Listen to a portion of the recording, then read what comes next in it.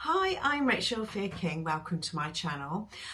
This is another one of my midweek videos, and it's kind of a how-to guide.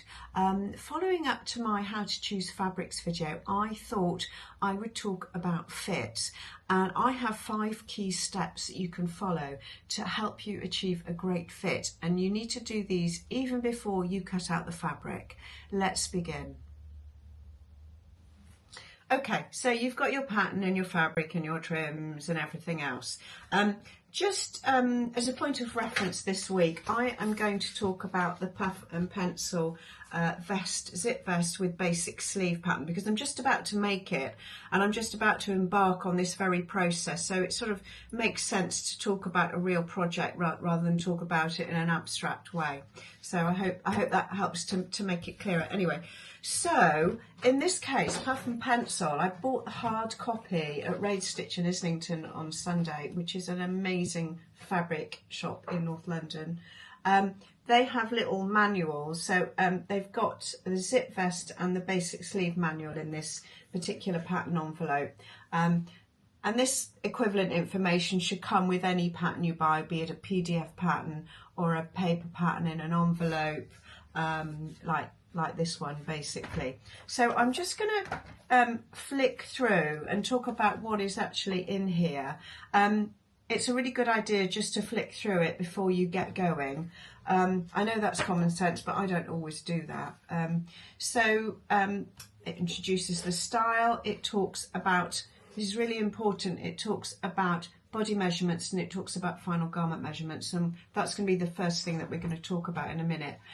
It talks about fabric types, fabric requirements, lay plans for different fabric widths, equipment, glossary, and then it goes on to preparing the fabric and cutting the fabric and actually sewing the vest, and it gives you also an option for it to be sleeveless or with a sleeve. So it talks about sleeve facings if you're not going to put sleeves on it. So scan through that before you get going.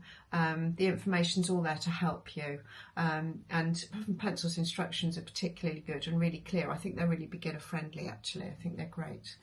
Okay. So the first thing you need to do is you need to establish your size.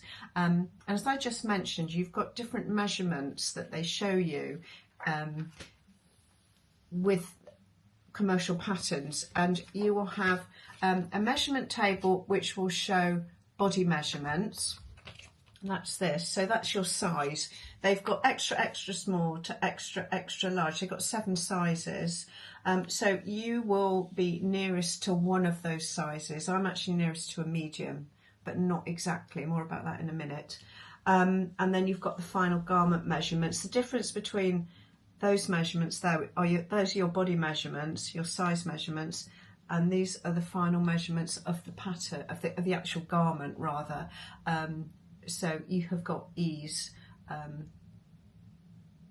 that's incorporated into the pattern, which affects the fit and the styling, and you need ease so you can actually move in the garment. Okay, so right, establishing your size. So I've put a grid here, and that is their actual size measurements, their body measurements in their 7 sizes. Now I think I'm closest to a medium. If you can see, sorry, I'm going to look at my notes here. Right, so I have a 92 centimetres bust, which is appropriate to medium for Puff and Pencil. However, I have quite a large, proportionately, I have a large waist, and it's 84 centimetres. Whereas it's 76 centimetres at Puff and Pencil. So I need to compensate by 8 centimetres more at the waist measurement. Now, I could go either way here. I could use the medium and size up the waist, or I could go with the large and size down the bust. I would rather, I think it's simpler to size up the waist than to size down the bust, personally. So that is what I've decided to do. So I've established my size. In this case, it's a medium. So what I would do next is I will cut out the actual pattern pieces in the medium. So point 1, establish your size, then cut out the pattern pieces. So I'm going to cut out all the pattern pieces in medium, and then this is going to be your first draft, this is stage 2. This is your first draft of the pattern. I would transfer those pattern pieces onto spot and cross paper. I've mentioned this before. It's widely used in the industry for pattern cutting and manual pattern cutting, and the spots and crosses are 2 centimetres apart, which makes it really sort of easy makes it easier to draft things, basically, because you've got a point of reference. They're all 2 centimetres apart. Okay, so I know that I have to make my waist bigger by 8 centimetres. I've drafted my medium sized pattern pieces onto the spot and cross paper.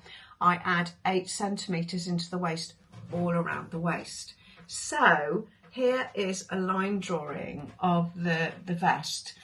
I am going to add 2 centimetres into each side, and then 1 centimetre into each of the seams either side of front and back.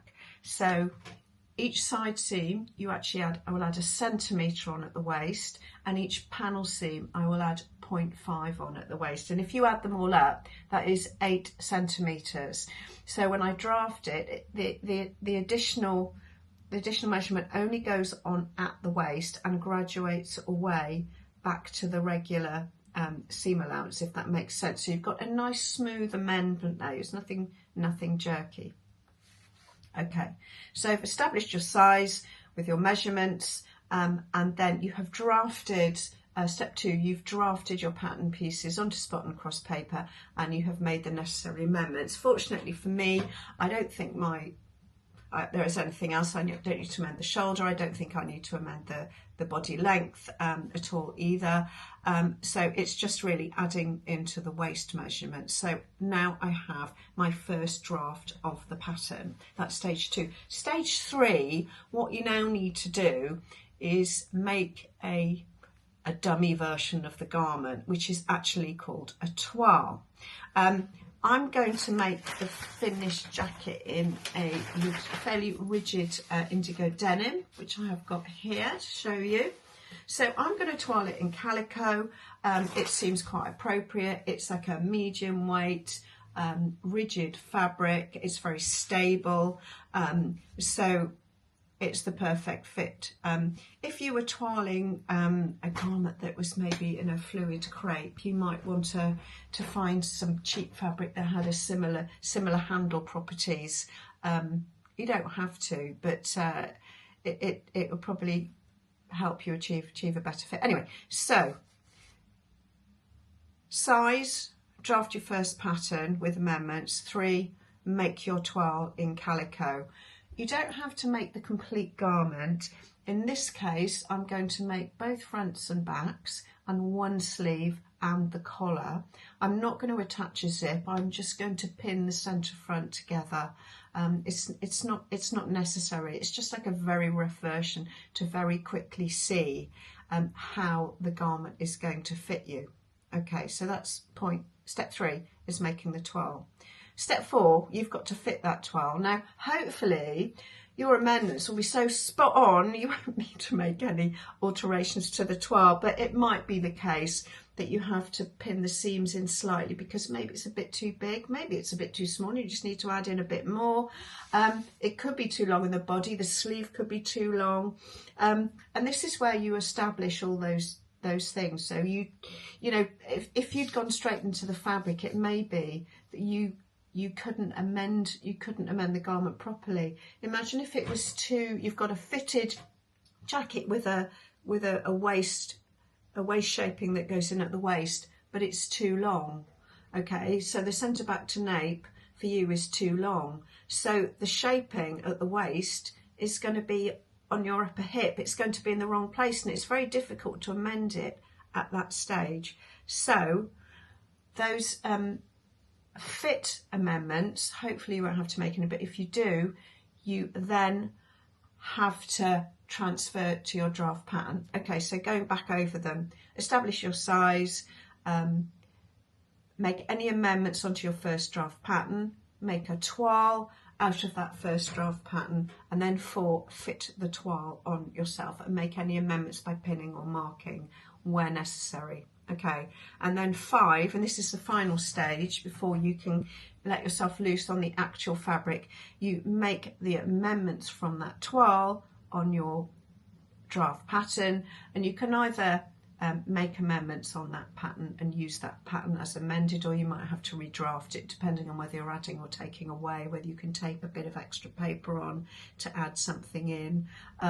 It's entirely up to you. So then at this point you have step 5 complete, which is your final pattern, and then and only then should you go in and cut the actual fabric.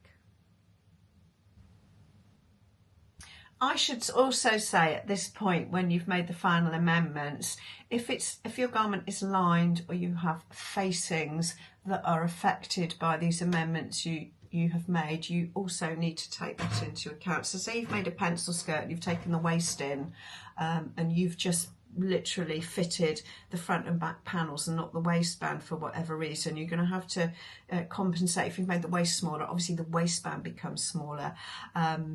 If you say, imagine the jacket I'm making, imagine I had to make the lower hem measurement bigger. It's actually got a hem facing, therefore you would have to make the hem facing bigger, if that makes sense. This jacket also has centre front facings. If I was going to make the body length longer or shorter, you need to adjust the facings as well. I appreciate this is a really sort of basic take on garment fit, but hopefully you will understand the points and you'll be able to take them and transfer them into your projects. I really hope so. I hope that was useful. I have to confess that I've tied myself up in not trying to film this. I filmed it about 5 times because I wanted it to be simple but clear. I didn't want to overcomplicate it. And I really hope that you can apply those basic 5 points to your projects, be them simple or more complex. Also, big thank you to all the likes and the comments and the new subscriptions that I've had over the last few weeks. Please keep your comments coming.